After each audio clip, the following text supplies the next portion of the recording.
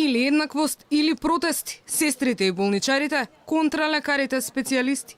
И тие сакаат дел од колачот. Синдикатот на Клинички центар тврди дека најавеното зголемување на платите само за една категорија на медицински работници предизвикува раздор. Пред 2 дена со новиот предлог буџет на Министерството за финансии за 2019 година ние разбравме дека покачувањето ќе биде 10% само за докторите специјалисти. Такво покачување за Синдикатот на Клинички центар не е прифатливо.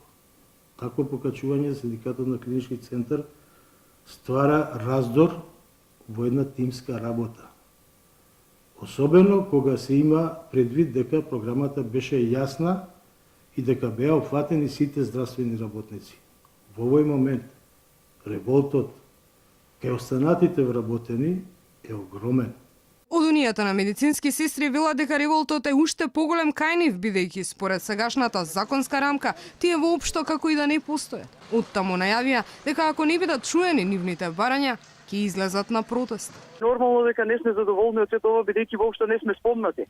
Бидејќи секогаш не препознаваат преку некој синоним на останатиот медицински персонал.